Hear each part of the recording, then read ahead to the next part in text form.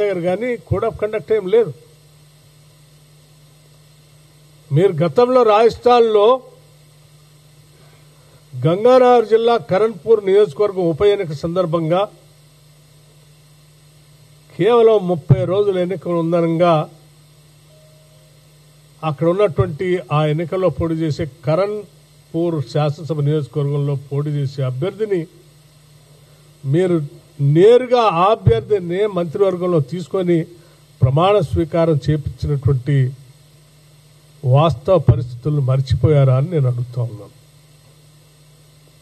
ఈరోజు మీరైతేనేమో నేరుగా అసలు అక్కడ పోటీ చేస్తున్న ఆ బై ఎలక్షన్లో పోటీ చేస్తున్న ఆ శాసనసభ నియోజకవర్గంలో అభ్యర్థిని తీసుకోవచ్చు. ఇక్కడ ఎన్నికల్లో పోటీ కూడా చేయట్లేదు ఆయన. ఆల్రెడీ ఆయన శాసన మండలి సభ్యుడు కూడా. అటువంటి వ్యక్తిని తీసుకోవద్దని మీరు చేసేటువంటి ఆలోచన కేవలం బీఆర్ఎస్ పార్టీకి మేలు చేయటం కోసం చేస్తున్నటువంటి కుట్రగానే నేను చాలా స్పష్టంగా చెప్పదలుచుకున్నాను. దీని ద్వారా మరొక్కసారి సరే గతంలో ఎట్లాగూ ఆ పార్టీకి సంబంధించినటువంటి కల్వకుంట్ల కవిత గారు చాలా స్పష్టంగా చెప్పారు. బీఆర్ఎస్ పార్టీ బీజేపీతో కలిసిపోయింది, మెర్జ్ చేయటం కోసం కూడా ప్రయత్నాలు చేస్తున్నాం చేశారు, అందుకే వాటన్నిటిని కూడా నేను బయట పెడుతున్నాను కూడా వారు చెప్పారు.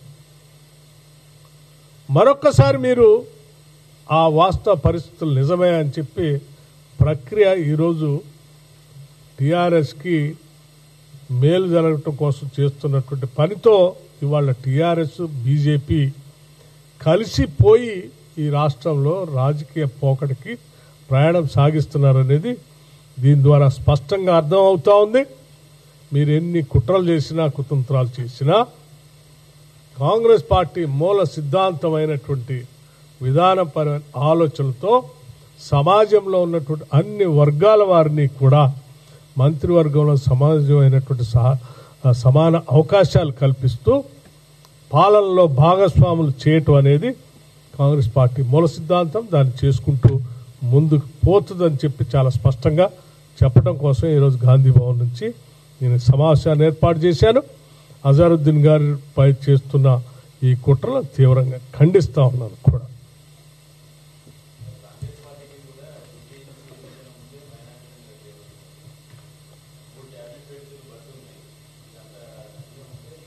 మిత్రులందరికీ నేను ఒక విషయం చెప్పదలుచుకున్నది ఏంటంటే, కేబినెట్లో తీసుకోవటానికి శాసనమండలి సభ్యుడిగా ఈ మధ్యనే అజరుద్దీన్ గారు నియమించబడ్డారు. అంటే కేబినెట్ నిర్ణయం చేసి పంపించారు.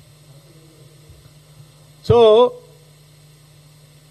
ఇంతకాలం ఎందుకు చేయలేదు ఇప్పుడే అంటే, ఇప్పుడే నిర్ణయం చేశాం. గతంలో చేసినటువంటి అభ్యర్థులకు సంబంధించిన సమాచారం ఏం జరిగిందో మీకు తెలుసు. అందుకే కొత్తగా మళ్ళీ ఇంకో నిర్ణయం తీసుకొని ముందుకు పోతా ఉన్నాం. ఇది సమయం వచ్చినప్పుడు తప్పనిసరిగా ఎప్పుడు ఏది చేయాలో పార్టీ పరంగా ప్రభుత్వ పరంగా తమ నిర్ణయాలు చేస్తుంది.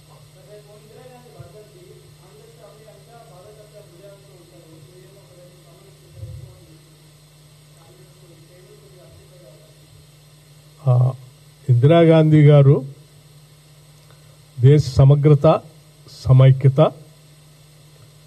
మత సామరస్యం, అన్ని వర్గాలకి సమానమైన అవకాశాలు కల్పించాలనేటువంటి ఒక గ్రేట్ సోషల్ రిఫార్మర్ వారు.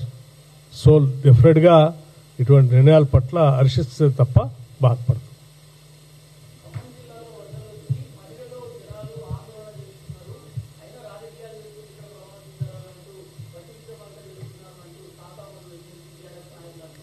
తాత మధు ఎమ్మెల్సీ గారు ఏం మాట్లాడారో నాకు తెలియదు, కానీ మీరు అడిగిన ప్రశ్నకు మాత్రం నేను చాలా స్పష్టంగా సమాధానం చెప్పదలుచుకున్నాను. ఈ రాష్ట్ర ఉప ముఖ్యమంత్రిగా అట్లాగే ముఖ్యమంత్రిగా రేవంత్ రెడ్డి గారు, నేను, మిగతా మంత్రివర్గ సహచరులు రాష్ట్ర వ్యాప్తంగా జరుగుతున్నటువంటి సైక్లోన్ సంబంధించి స్పష్టంగా కూర్చొని రివ్యూ చేసి అధికారులందరికీ ఆదేశాలు ఇవ్వాల్సినటువంటి అవసరం ఉంది. కేవలం ఒక్క దగ్గరే కూర్చొని దానికే పరిమితమై అక్కడే ఉండే పరిస్థితిలో నా పాత్ర లేదు.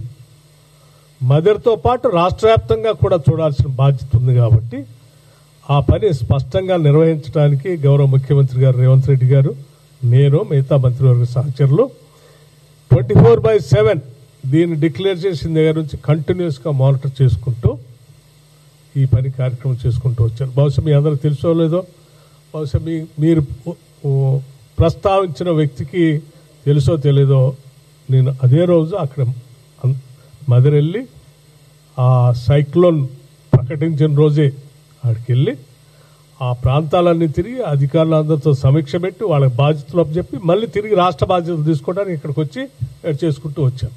సో నా పాత్ర ప్రజల పట్ల చాలా స్పష్టంగా, చాలా నిర్ణయాత్మకంగా ఉంటుంది. నమస్కారం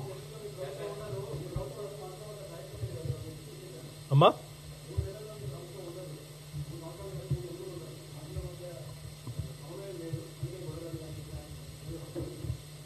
సరే, అవగాహన లేనటువంటి కొద్దిమంది ఏదో మాట్లాడుతూ ఉంటారు. ఈ ప్రభుత్వం మధ్య, మంత్రివర్గ సహచరుల మధ్య సంపూర్ణమైనటువంటి అవగాహన, ఆలోచన, ప్రణాళిక, తీసుకోవాల్సిన నిర్ణయాల పట్ల నిబద్ధత, సంకల్పం, స్పష్టత అన్నీ ఉన్నాయి.